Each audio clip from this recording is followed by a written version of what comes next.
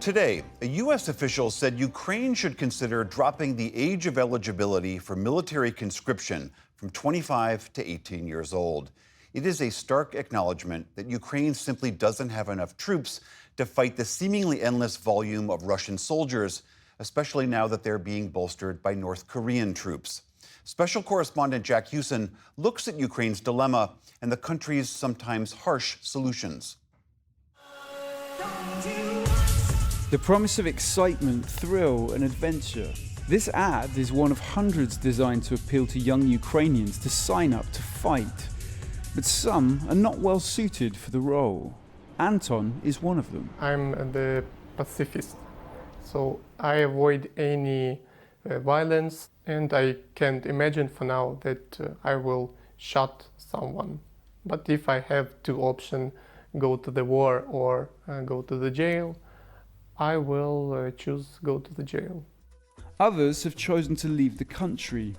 These men were caught trying to cross a river into neighbouring Hungary by night on an inflatable dinghy. Dozens have been drowned or rescued after attempting to swim. Many are smuggled out of the country in the back of vehicles.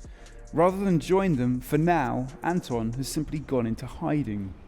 I have to look around. All my actions are blocked. I don't use any bus, metro. Wanted to avoid situation where I stay alone on the street.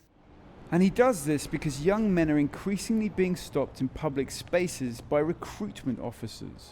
As Ukraine's casualties have mounted, a new law has mandated all men over 25 to update their contact details so they may be called on to replace the fallen.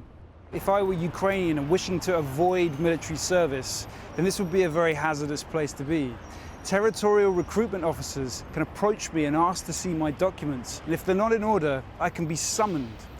If I refuse to be summoned, the only person who legally is supposed to be able to detain me is a policeman. But in reality, territorial recruitment officers have been bundling men into the back of vehicles and sending them off to training centres and then on to the front. Scores of videos of men being dragged off of the street have emerged on social media. And there are many more who have been deceived in other ways. Mikhailo, speaking to me independently of the military chain of command at his new base in Donbass, was tricked into driving straight to a training camp when he voluntarily updated his details at a medical commission office. And before they took me to car, they was very polite. They smiled at me and they said, everything will be okay. No, don't worry, everything, just 2 hours and you will come back. And when I sit to their car, it's like, I was like a prisoner. So how did that make you feel? You must have been very angry. Yeah, I was confused, angry, and lost about this. Because they even didn't give me time to go home to kiss my wife, to kiss my baby. Compounding this anger has been arrest footage of government officials with literal piles of cash allegedly harvested from draft dodging scams.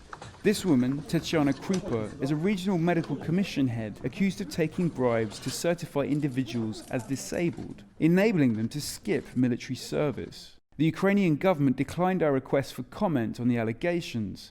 President Zelensky has condemned the scandal. I expect swift and decisive action from law enforcement. Many, like Mikhailo, are incensed at the system's injustice.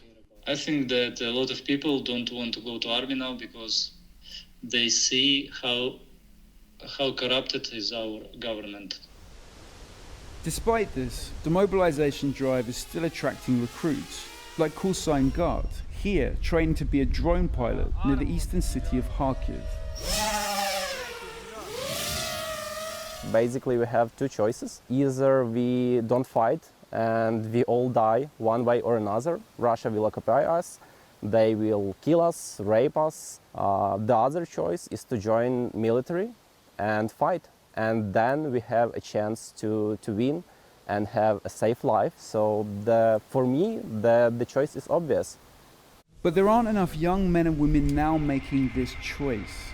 At the beginning of the war, hundreds of thousands volunteered. Now the majority are drafted, some against their will. On the front line, the lack of keen recruits is sorely felt. We visited an artillery unit near to Chaziv Yar to ask what is most severely needed. Ammunition shortages are a major problem in the face of Russia's advance. But troop shortages are just as critical, in particular an acute lack of infantry. Can you feel any difference from the recruitment drive?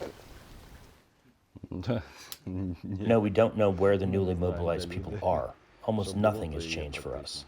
They don't add people to help here, yet they may even take some from here instead. Many of those on the front are close to exhaustion. Some haven't had a break since they first signed up when Russia invaded in 2022. Andriy dutifully told us that morale was high, but his face seemed to tell a different story. We feel that fatigue from this war, but if we give up, then the situation will be far worse than it is now. But yes, we are tired. We are all so fed up with this war. And so Kyiv's glossy recruitment campaigns continue, as the country seeks desperately to persuade young men and women to replace the thousands who have been killed and injured, fending off a far bigger invading force. For the PBS NewsHour, I'm Jack Hewson in Ukraine.